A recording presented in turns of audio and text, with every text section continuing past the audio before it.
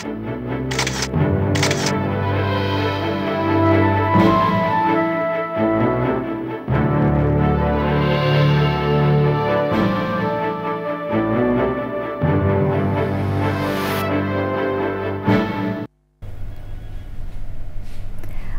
আলাইকুম। শুরু করছি জনপদের খবর, সঙ্গে আছি আমি নিশা মুনতাসির।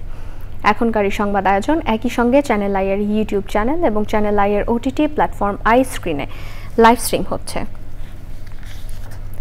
এনবিআর সংস্কার ঐক্য পরিষদের ডাকা কমপ্লিট শাটডাউনের কারণে সারা দেশে বন্দরগুলোতে আমদানি রপ্তানি কার্যক্রম বন্ধ রয়েছে। স্থবির হয়ে পড়েছে ব্যবসা বাণিজ্য। স্থলবন্দরগুলোতে বাংলাদেশ এবং ভারতের অংশে আটকা পড়েছে শত শত পণ্যবাহী ট্রাক। প্রতিনিধিদের পাঠানো তথ্য ভিডিও চিত্রে লায়লা নওশিনের রিপোর্ট। ঢাকায় এনবিআর এর ভবন থেকে শুরু করে চট্টগ্রাম সমুদ্র বন্দর, বেনাপোল ও সোনা মসজিদ স্থলবন্দর এবং সব কাস্টমস হাউস ও শুল্ক স্টেশনের রাজস্ব কার্যক্রম বন্ধ রয়েছে। শাটডাউনের কারণে টানা দ্বিতীয় দিনের মতো চট্টগ্রাম কাস্টমস হাউসে আমদানি রপ্তানি পণ্য চালানের শুল্কায়ন পুরোপুরি বন্ধ। আমার নিজের 50 কন্টেইনার পণ্য আজ 2 দিন বন্দরে আটকে আছে। ব্যক্তিগতভাবে সিএনএফ এজেন্টদের ক্ষতির থেকেও দেশের অর্থনীতির ক্ষতি অনেক বড় হচ্ছে। কমপ্লিট শাটডাউনের ফলে রপ্তানি কন্টেইনার না নিয়েই চট্টগ্রাম বন্দর ছেড়ে যাচ্ছে জাহাজ। বন্দরে অপেক্ষা করছে 17টি কন্টেইনারবাহী জাহাজ। অর্থ বছরের শেষ প্রান্তে এক্সপোর্টও যদি বন্ধ থাকে তাহলে দেশের প্রবৃদ্ধির লক্ষ্যমাত্রা কোথায় যাবে সেটি বর্তমান সরকারের যারা দায়িত্ব আছে ওনারা সেটা কেন বুঝতেছেন না সেটা আমাদের বোধগম্য হচ্ছে না। একটা জাহাজ যদি একদিন বেশি ওয়েট করে তাহলে তার প্রায় 10 থেকে $15,000 ওদের ফিক্সড অপারেটিং কস্ট থাকে। এটা আলটিমেটলি একটা ভোক্তাদের উপরেই পড়ে। আমদানি রপ্তানি কার্যক্রম বন্ধ রয়েছে সাতক্ষীরার ভোমরা স্থল বন্দরেও। শ্রমিকরা জানায় ভোমরা ও ভারতের ঘোজাডাঙ্গা স্থল বন্দরে অন্তত 500 ট্রাক আটকা পড়েছে। হঠাৎ করে আন্দোলনের কারণে এক্সপোর্ট ইম্পোর্ট বন্ধ হতে আমরা কর্মচারীগুলো খুবই সমস্যার ভিতরে সম্মুখীন হয়েছে। এদিকে বাংলাদেশে 200-300 গাড়ি বাংলা গাড়ি আটকে আছে, ইন্ডিয়াতে এরকম 300-400 গাড়ি আটকে আছে। আমাদের পোর্টে 20,000 লোকের কর্মসংস্থান হয়, সবাই খুব বিপদে। আমরা যদি গাড়ি ঘোড়াগুলো ভালোভাবে ঢুকতো তাহলে তারা এখান থেকে দুটো পয়সা ইনকাম করে তাদের সংসারটা চালাতেই পারত। মানুষ সব অসহায় বেকার হয়ে পড়েছে। এখন এই গাড়ি কবে ঢুকবে? আমরা যে বসে বসে খাচ্ছি, আমাদের 300 টাকা খোরাকি, ডেলি তো 400 টাকার মতন লাগে। আমাদের কোম্পানিতে এত টাকা দিবে না, তাদের তো ড্যামেজ হচ্ছে গাড়ি। কমপ্লিট শাটডাউনের কারণে বেনাপোল পেট্রাপোল বন্দর দিয়ে আমদানি রপ্তানি বন্ধ রয়েছে। দুই দেশের বন্দর এলাকায় আটকা পড়েছে শত শত পণ্যবাহী ট্রাক। আমদানি রপ্তানি কার্যক্রম বিঘ্নিত হয়, অভ্যন্তরীণ ব্যবসা বাণিজ্যেও বিরূপ প্রভাব পড়ছে। Laila Nowshin, channel I. কুমিল্লার মুরাদনগরে এক নারীকে ধর্ষণের ঘটনায় মূল অভিযুক্ত ফজর আলীকে রাজধানীর সায়েদাবাদ থেকে গ্রেপ্তার করেছে পুলিশ। এছাড়া ভুক্তভোগীর ভিডিও ধারণ করে সামাজিক যোগাযোগ মাধ্যমে ছড়িয়ে দেওয়ার অভিযোগে আরও 4 জনকে গ্রেপ্তার করা হয়েছে। ঘটনার পর থেকে নিরাপত্তাহীনতায় ভুগছেন ভুক্তভোগী নারীর স্বজনরা। শহীদুল্লাহ রাজের রিপোর্ট। গত 26 জুন বৃহস্পতিবার রাতে মুরাদনগরে বাবার বাড়িতে বেড়াতে গিয়ে ধর্ষণের শিকার হন এক নারী। ঘরের দরজা ভেঙে ফজর আলী নামে এক ব্যক্তি ধর্ষণ করে পালিয়ে যাবার সময় ওই নারীর চিৎকারে আশপাশের লোকজন এসে তাকে আটক করে। এ সময় কয়েকজন ওই নারীর বিবস্ত্র ভিডিও ধারণ ও শারীরিক নির্যাতন করে। ঘটনার সময় ওই নারীর পরিবারের সদস্যরা বাড়ির পাশে পূজায় গিয়েছিলেন। ঘটনাস্থল থেকে অভিযুক্ত ফজর আলীকে নিয়ে তার স্বজনরা পালিয়ে যায়। এ ঘটনার একটি ভিডিও সামাজিক যোগাযোগ মাধ্যমে ছড়িয়ে পড়ে। আমার অত্যাচার হয়েছে, আমার বাড়িতে নিয়ে অত্যাচার আবার না হয়। গত শুক্রবার মুরাদনগর থানায় মামলা করেন ভুক্তভোগী নারী। মূল অভিযুক্ত ফজর আলীকে রাজধানীর সায়েদাবাদ থেকে গ্রেপ্তার করা হয়েছে।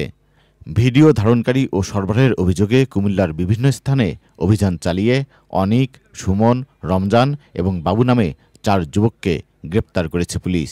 ভোর 5টার দিকে আমরা তাকে ঢাকা থেকে গ্রেপ্তার করেছি। গ্রেপ্তারকৃত আসামির নাম মোহাম্মদ ফজর আলী, বয়স 35। আমরা এই ঘৃণ্য কাজ যারা করেছে, ভিকটিমের ছবি ধারণ করে সোশ্যাল মিডিয়ায় যারা ছড়িয়েছে, তাদের 4 জনকে আমরা অ্যারেস্ট করেছি। ভুক্তভোগী নারীর ডাক্তারি পরীক্ষা সম্পন্ন হয়েছে। এখন পর্যন্ত এই ঘটনায় মোট 5 জনকে গ্রেপ্তার করা হয়েছে এবং এর সাথে যদি আরো কেউ জড়িত থাকে আমরা তাদেরকেও আইনের আওতায় আনব।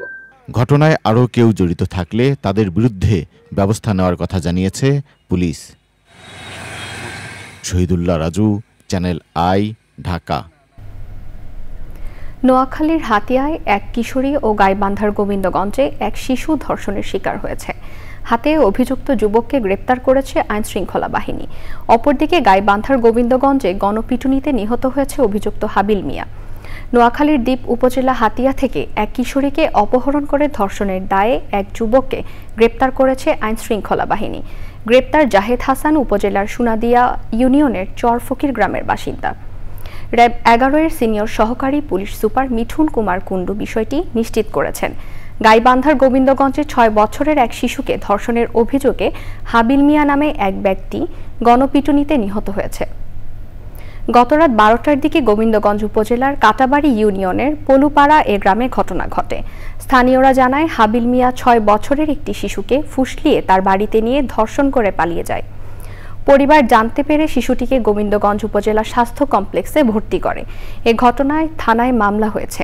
শিশুটি রংপুর মেডিকেল কলেজ হাসপাতালে ভর্তি রয়েছে। শনিবার রাতে এলাকাবাসী অভিযুক্ত হাবিল মিয়াকে ঘোরাঘুরি করতে দেখে গণপিটুনি দেয়। পুলিশ গুরুতর আহত অবস্থায় উদ্ধার করে গোবিন্দগঞ্জ হাসপাতালে ভর্তি করলে চিকিৎসক তাকে মৃত ঘোষণা করেন। এ ঘটনায় 8 জনকে আসামি করে মামলা করেছেন নিহত হাবিলের স্ত্রী জরিনা বেগম। এবারে প্রতিনিধিদের পাঠানো তথ্য ভিডিও চিত্র নিয়ে রাজীব আহমেদের রিপোর্ট।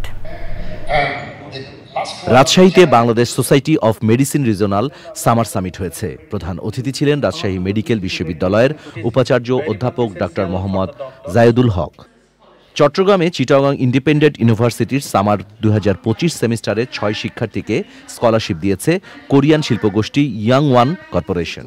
শিক্ষার্থীদের হাতে স্কলারশিপ তুলে দেন ইয়াং ওয়ান কর্পোরেশন ও কোরিয়ান ইপিজেটের প্রতিষ্ঠাতা চেয়ারম্যান কিহাং সাং। বরিশালে কারিগরি শিক্ষা বোর্ডের আওতাধীন বিভিন্ন ডিপ্লোমাতে ভর্তি প্রচার সহ কারিগরি ও বৃত্তিমূলক শিক্ষা ও প্রশিক্ষণের সুফল সম্পর্কে সচেতনতা বিষয়ক সেমিনার হয়েছে। চাঁদপুরে গণফোরামের কেন্দ্রীয় সভাপতি বীর মুক্তিযোদ্ধা মোস্তফা মহসিন মন্টু ও উপদেষ্টা পরিষদের সদস্য বীর মুক্তিযোদ্ধা অ্যাডভোকেট ফজলুল হক সরকারের শোকসভা ও দোয়া মাহফিল হয়েছে। চাঁদপুর প্রেস ক্লাবের অর্ধবার্ষিকী সাধারণ সভা হয়েছে।